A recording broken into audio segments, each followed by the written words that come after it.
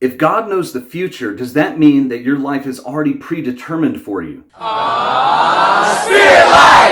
Hey, I'm Bruce on SpiritLife. I'm reviewing, from a Christian perspective, Loki Season 2, Chapter 3, or Episode 3. And I promised in my previous episode that I would discuss more of the idea of determinism. And lo and behold, this episode had a lot to do with determinism. So it's a perfect segue into the topic. Determinism is the idea that everything is already set on a timeline. Whether that's because you're a secularist and you think that all of the molecules in the universe already have a predetermined way that they're going to interact with each other, and it's just chemistry and it just unfolds. You know, a lot of atheists are coming to realize that true atheism has to be predeterministic, meaning that we don't even have real thought. A lot of atheists don't want to admit this, but many are waking up to the reality that if there's no God, and we're all just an elaborate arrangement of molecules, there's no real free will because our thoughts, our consciousness, as we perceive it, is just an illusion. It's just chemicals firing in our brain. It's just molecules interacting with each other. The thoughts that we have, the dreams, the hopes, the love and beauty and art and music and justice and all of those esoteric concepts really are just random molecules interacting with each other, and they're actually meaningless in the broad scheme of things. And so I'm not an atheist, obviously. I think that that's a very poor picture of reality, not just because I don't prefer that that's the truth, but just because we intrinsically know as human beings that that can't be real, that what we experience when it comes to those deeper cerebral concepts, the dreams and the hopes and the love and justice and music and things that are hard to measure scientifically, that they're nevertheless very much real, a real part of who we are and a real part of our existence. But here's the thing, a lot of Christians have fallen into, accidentally anyway, this idea of determinism because they believe that God is real, but that He has already predetermined everything. And so they believe that there's a so-called sacred timeline, to borrow that phrase from the show Loki, because God Himself has written a timeline and everything that exists is on His timeline, and He's already determined what's going to happen and when, and therefore, in essence, we don't have free will in their mind either. They would say that God has already authored everything, and in order for them to view God as truly sovereign, He has to control and manipulate and tightly write and order every single detail that's on the timeline that exists. Well, I think the Bible actually teaches something completely different. I think that Calvinism and predestination, those kind of concepts are not biblical.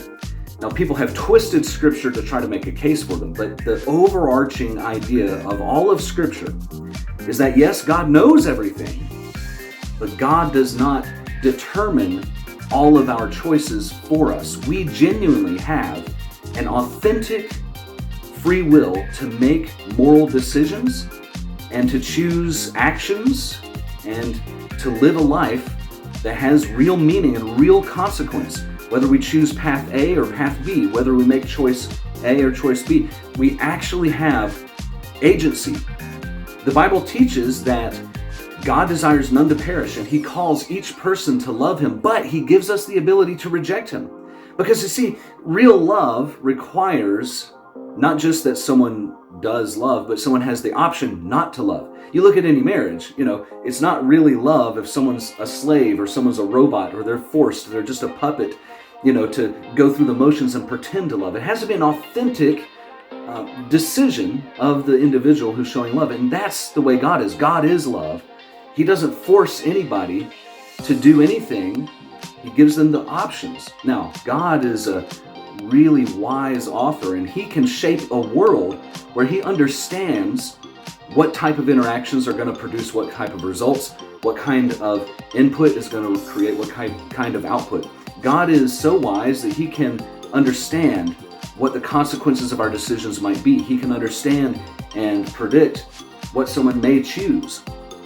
And in fact, God is outside of time, so for Him to observe what's happening in our lifespan and in the history of the universe is not like he's discovering something new, like, oh wow, I didn't know that was going to happen, but because God is outside of those things. He can look and observe those things as an outsider, and for him, time exists all at once. I mean, he can look and see the beginning and the end at the same moment, and so it's not like God is surprised.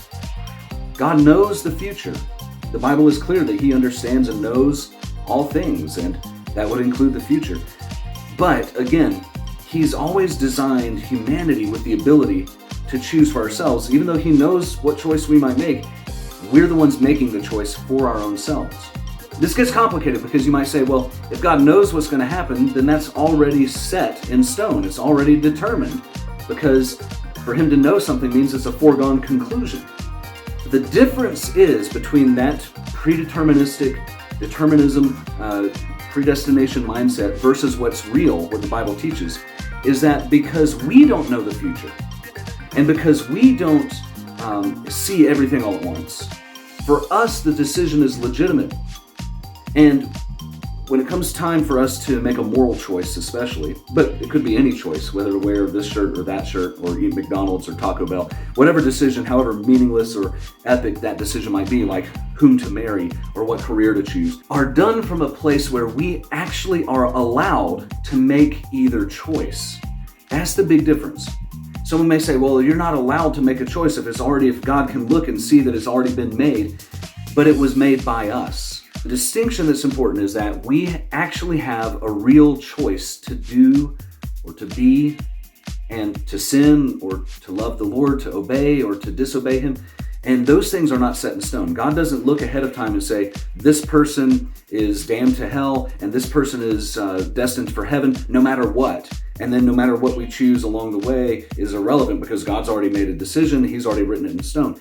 For us making the decision within our own frame of reference, our timeline, our lives, our perspectives, it is a free choice, not just an illusion of a choice. God gives us permission to choose good or bad, right or wrong, just like he gave Adam and Eve in the garden. People say, well, why did God even put the temptation there in the first place? Why give Adam and Eve the option to eat from the tree of the knowledge of good and evil and then tell them not to? Why would he do that? Is that not some cruel joke? Well, no. God had to give at least one choice that they could make contrary to his will. He had to give them at least one opportunity to do right or wrong, or else they would have just been animals in a zoo. Adam and Eve would have just been robots or puppets or something else. But because God gave them the choice, and we still have that same ability, we're made in God's image. We can make free moral choices. That's what makes us who we are, is what makes us in God's image, unlike just animals, for example, who, for the most part, really do just act on instinct. So let's bring this back to the show Loki. There's a great example where, this is a spoiler alert, Victor Timely is supposed to become He Who Remains. This is a little odd because the date at the beginning of the episode says that this is Chicago, and it gives a date and it says Sacred Timeline. Well, it can't really be a sacred timeline anymore if someone intervened with Victor Timely's life, because when Ravonna came and gave him the manual as a child, he wasn't the one that developed the manual on his own later on. He's actually a different variant than He Who Remains. And for him to be a variant means that this is no longer the sacred timeline, it's a variant or a branch of the original timeline. That gets weird. And I'm not sure if the show intended for that, or if that's just maybe kind of a loophole or a plot hole. But anyway, he's not the same guy as He Who Remains. At least he's not yet.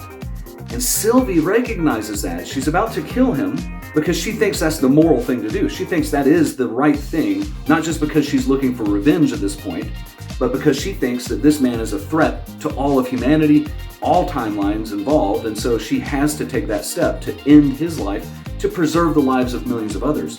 But she doesn't, because she realizes that what he's saying is true. I'm not that guy who destroyed everyone else's free will to exist. I'm not that guy who robbed everyone else of the opportunity to live and to have differing choices than the supposed sacred timeline. At least he's not yet.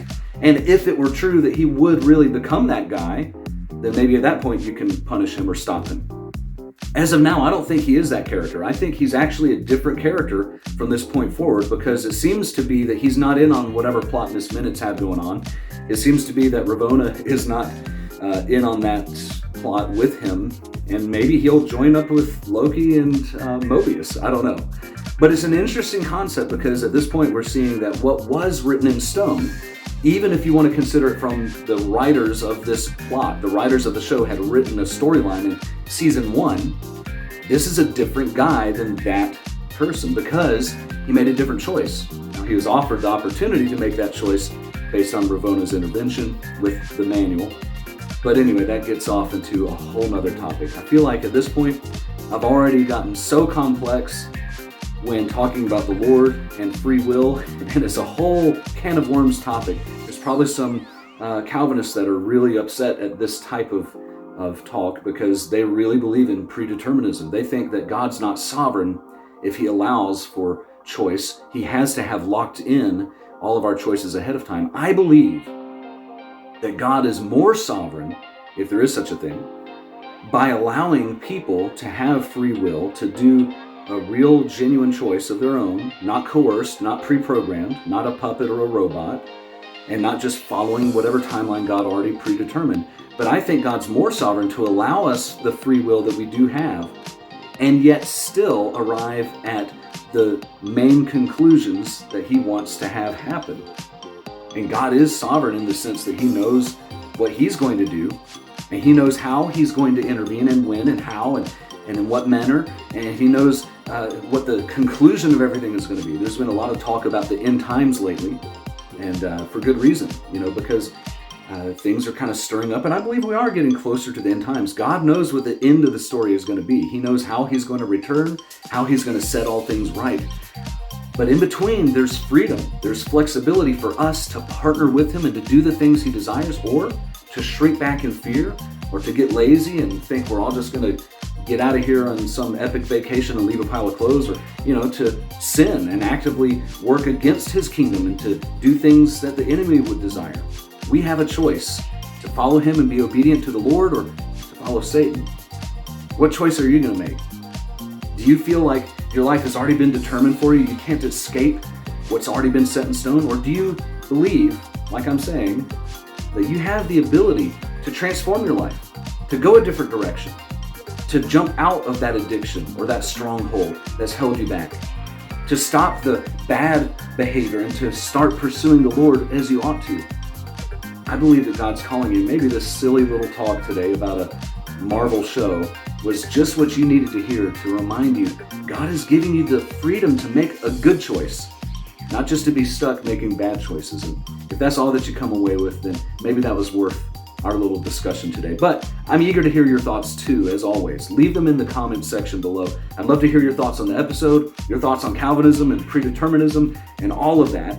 And of course, hit the like button, hit the subscribe button. It helps this channel so much. God bless you. It's Bruce on Spirit Life. Won't you come, won't you come?